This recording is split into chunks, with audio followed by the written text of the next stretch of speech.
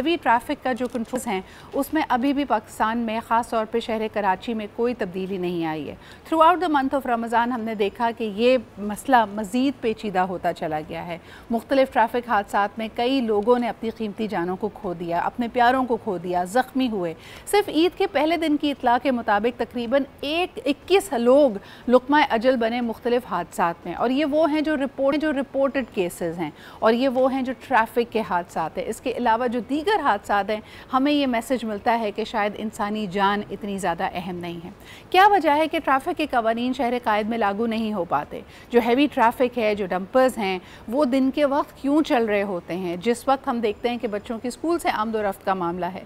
शहर में बाइकर्स की तादाद बहुत ज़्यादा है क्योंकि मास ट्रांजिट का कोई फ़आल निज़ाम मौजूद नहीं है। आइए इस बारे में जानते हैं। हमारे साथी सफदर अब्बास हमारे साथ मौजूद कराची की एक शाहराह पर हैं। आइए उनसे जानते हैं कि इस वक्त ताज़ा तरीन इतलात क्या है। जी जनाब, एक ट्रैफिक के इशूज़ के हवाले से एक मीटिंग हुई है under the chairmanship of the chief minister of Sindh जनाब मुराद अली शाह साहब। इसमें प्रोविंशियल मिनिस्टर सईद खनी साहब, मुकेश कुमार चावला, ज़िया लंगर एट्सेट्रा सब लोग शामिल थे। सफदर, क्या ज़ेर बहस आई बातें और ये इतना बड़ा मसला क्यों बना हुआ है कराची में हैवी ट्रैफिक का? आज बिल्कुल सिदरा, जैसा कि आपने खुद भी कहा कि कराची में हैवी ट्रैफिक जो है वो जानलेवा बन चुका है। रमज़ान के दौरान भी हमने कई हलाकतें देखी, बल्कि गुज़श्ता रोज़ भी एक आध हलाकत हमने देखी थी कि सामने आई थी। आपने इजलास की बात की तो हमने कल देखा था कि गवर्नर सिंध सैयद मुराद अली शाह के ज़ेर सदारत इजलास हुआ था। इसके अंदर ना सिर्फ आला हुकाम शरीक थे बल्कि कुछ मिनिस्टर्स भी मौजूद थे। इजलास के अंदर इन्हीं बातों पर गौर किया गया कि हैवी ट्रैफिक से जो बढ़ते हुए हादसा हैं इनकी किस तरह से बेखैनी की जाए। इस हवाले से बहुत अहम मेजर्स भी लिए गए, जिनके अंदर अगर बात कर ली जाए हैवी ट्रैफिक के हवाले से तमाम छोटी बड़ी जो गाड़ियाँ कहलाती हैवी ट्रैफिक कहलाते हैं। इसके अंदर हम डंपर की बात कर लें, ट्रॉलर देख लें, कंटेनर देख लें, या टैंक के वाटर टैंक के वगैरह की बात कर ली जाए तो इन तमाम के ऊपर पाबंदी आयद की गई कि इनके ड्राइवर 30 किलोमीटर फी घंटे की रफ्तार से अपनी स्पीड शहरी इलाकों में नहीं बढ़ा सकेंगे। अगर किसी ने स्पीड बढ़ाने की कोशिश की तो उसकी ना सिर्फ गिरफ्तारी बल में लाई जा सकेगी बल्कि उसके बाहरी जुर्माना और चालान भी किया जाएगा। इसी तरह से जो ड्राइवर्स गाड़ियाँ चलाते हैं, बड़े कंटेनर जो गाड़ियाँ चलाते हैं, ड्राइवर बड़े कंटेनर्स चलाते हैं, उनके भी जो है वो मंशियात के फौरी तौर पर कभी भी किए जा सकेंगे उनके टेस्ट। इसी हवाले से जो गाड़ियों के जो ख़राब गाड़ियाँ कहलाती हैं, जो रिजेक्टेड कहलाती हैं, उनको भी फौरी तौर पर जब्त करने के ऑर्डर सामने आए। और जहाँ तक बात की आपने कि उसके ऊपर अमल दरामद क्यों नहीं हो पाता, तो उसकी सबसे बड़ी वजह कराची वाले पुलिस की जो वो नाक़िस कारकर्दगी को गर्दानते हैं। इस वक्त भी देखिए मैं आपसे बातचीत कर रहा हूँ, लाइव खड़ा हूँ ट्रैफिक सिग्नल के ऊपर, लेकिन जो ट्रैफिक पुलिस है वो मेरे पास खड़ी होकर यहाँ पर मुझे ही देख रही है, सुन रही है। तो यानी कि जो ट्रैफिक है खुद ब खुद रवा दवा होने पे मजबूर हो चुका है, कोई रोक टोक करने वाला नहीं है। खुद निज़ाम यहाँ पे जो है वो ट्रैफिक का कभी चलता है कभी नहीं चलता, लेकिन जो सभी लोग जल्दी में भी दिखाई देते हैं। कुछ गफलत हम देखते हैं कि जो मोटरसाइकिल सवार है उनकी भी कुछ गफलत होती है। और कल भी हमने देखे थे कि जो ट्रक वाले तो उनकी जो कॉन्फ्रेंस हुई थी उसके अंदर भी उन्होंने कहा कि हम जो है वो अगर हमें मजबूर किएगा तो हम शहर भर में अपनी गाड़ियाँ खड़ी कर देंगे।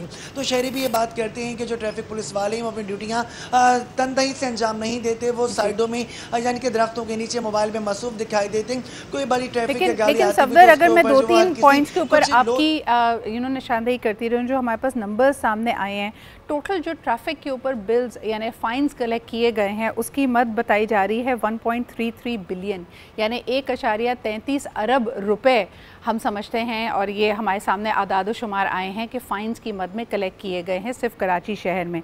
इसके अलावा ये भी कहा जा रहा है कि 5,12,000 व्हीकल्स को एक तरह से ग्राउंड किया गया है, उनको पुलिस उठाकर ले गई है। 11,280 ड्राइवर्स को अरेस्ट किया गया है, 650 FIRs काटी गई हैं। ये कराची जैसे शहर में तो ये एक बूंद के बराबर है, लेकिन बहरहाल ये कार्रवाई हो रही है जिसके लिए हमें ट्रैफिक पुलिस को या हुक्काम को क्रेडिट देना पड़ेगा। एक वजह ये भी नज़र आती है कि ट्रैफिक की जो अमला है वो ही नाकाफ़ी है शहर कराची के लिए। एक बड़ी सवाल जो मैं आपसे करना चाहूँगी, आपने ख़ुद भी जिक्र किया कि रमज़ान के दौरान और ईद पे होने वाले इन हादसात के ऊपर क्या कोई कार्रवाई हुई है? कई काफ़ी दर्दनाक वाक़यात भी हमारे सामने आए हैं जिसमें पूरी फैमिलीज़ लुक़मा अजल बनी हैं और सफ़ाए हस्ती से मिट गई हैं। क्या उसके बाद ये जो इनके कॉन्ट्रैक्टर्स हैं, आपने जैसे कहा कि हैवी ट्रैफिक के जो डीलर्स हैं उन्होंने यहाँ पे एक थ्रेट भी दिया है कि हम जी तमाम की तमाम गाड़ियाँ खड़ी कर देंगे, प्रोटेस्ट करेंगे, क्या कोई अकाउंटेबिलिटी है, पुरसाने हाल है इन फैमिलीज़ के लिए हुक्काम की तरफ से? देखिए सीधा जो आप चालान की बात करेंगे, जो कलेक्शन की बात करेंगे, वो तो मुझे खुद मेरा अपना ख्याल ये दिखाई दे रहा है कि जो लोगों को मुतमईन करने के लिए चालान किए जाते हैं, अगर 10 में से 2-4 चालान कर दिए गए तो वो ऊँट के मुंह में ज़ीरे के बराबर कहलाते हैं। सारी कलेक्शन भी करना होती है, इसके अलावा लोगों के ऊपर एक प्रेशर भी डालना होता है कि आप गाड़ियों को महदूद रखिए, कम चलाएँ, शहर में जो ट्रैफिक की पाबंदी है, हैवी ट्रैफिक के ऊपर, उसकी खिलाफ वर्जी ना करें। लेकिन अगर ये सब कुछ इतनी मुस्तैदी से अंजाम दिया जाए तो फिर हादसा क्यों हो रहे हैं? ये सवाल भी तो एक ज़ेर बहस आ रहा है कि अगर पुलिस हमारी इतनी अच्छी कारकर्दगी दिखा रही है, ट्रैफिक वाली जो पुलिस है वो ज़्यादा परफॉर्मेंस का मुजाहरा कर रही है, तो इसके बावजूद हादसा क्यों हो रहे हैं?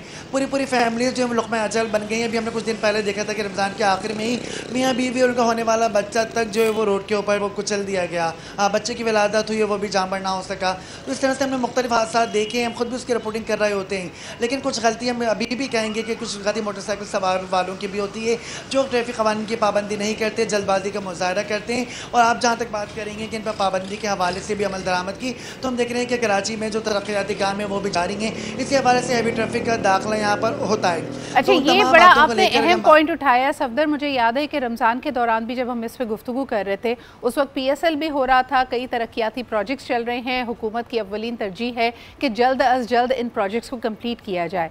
तो जिन ममनुआ औकात में हम बड़ी हैवी ट्रैफिक को, डंपर्स को शहर में घूमता हुआ देखते हैं, उसका जवाज़ ये दिया गया कि ये तरक्याती कामों को मुकम्मल करने के लिए और जो भी कंस्ट्रक्शन मटीरियल्स हैं उनको लाने के लिए इनको इस्तेमाल किया जा रहा है। क्या ये एक मुस्तनद जवाज़ आपको नज़र आता है? क्या आपको लगता है ये एक क्रेडिबल आर्ग्यूमेंट है? क्या सिर्फ इसी वजह से ये डंपर्स यहाँ पे घूम रहे हैं, बल्कि शहर में मुख्तलिफ इलाकों में बड़े मेगा प्रोजेक्ट्स बन रहे हैं, जिसमें रिहायशी प्रोजेक्ट्स भी हैं, जिसमें ऑफिसेज भी हैं? क्या ये उनके लिए तो डंपर्स और चीज़ें नहीं आ रही होती शहर के अंदर? देखिए शहर में तरक्याती काम बिलाशुबा जारी हैं, जो कई महीने से अभी तक चल रहे हैं और जिनके ऊपर काम में बहुत ज़्यादा डेवलपमेंट भी देखी जा रही है। लेकिन इसके बाद भी हमने देखा था कि जो इसी हवाले से तामीराती काम के लिए जो डंपर आते हैं, जो सामान लाने ले जाने तरसीलात की गाड़ियाँ कहलाती हैं, उनके ऊपर पाबंदी आयद कर दी गई थी कि दिन के औकात में उनका शहरों पर दाखिला ममनू था। लेकिन अभी हम देखते हैं कि नज़र बचने के बाद कुछ न कुछ हमें कुछ कार्रवाइयाँ दिखाई दी जाती हैं। इसके अलावा आप बात करेंगे कि वो बिल्डिंग कंस्ट्रक्शन चल रही हैं, तो बजरी सीमेंट वगैरह तो उन्हीं चीज़ों में आ रहा होता है। दिलचस्प बात यह है कि सिद्धर हम देखते हैं कि वाटर टैंकर चल रहे हैं, वाटर टैंकर लोगों को कुचल रहे हैं। पानी का शहर में बहुत बड़ा मसला है, लोग वाटर टैंकर मंगवा रहे होते हैं, लेकिन वो भी अंधाधुंध। जो भी हम बात कर रहे थे एक फैमिली की, तो वो मेरे ख्याल से वाटर टैंक का ही हादसा था, वाटर टैंकर का। तो वो लोग इतनी गफलत से गाड़ियाँ चला रहे होते हैं, नींद पूरी नहीं होती, ड्राइवर गाने लगा के बाद चला रहे होते हैं, कोई पूछने वाला नहीं। इसी हवाले से अब हम देख रहे हैं कि गवर्नमेंट का फैसला ये भी सामने आया कि ड्राइवर्स के फौरी तौर पर किसी भी वक्त मुनशियात के टेस्ट भी किए जा सकेंगे। क्या ये ड्राइवर नशे में है, नशे में गाड़ी चला रहा है, या अपने मुकम्मल नौशवास के साथ लाइसेंस याफ्ता मुकम्मल गाड़ी को चला रहा है। तो इन तमाम बातों पर अमल दरामद तो कल से शुरू कर दिया गया है, लेकिन अब देखना ये कि कितना ज़्यादा सूदबंद। बहुत बहुत शुक्रिया। सफदर अब्बास साहब हमारे साथ मौजूद थे।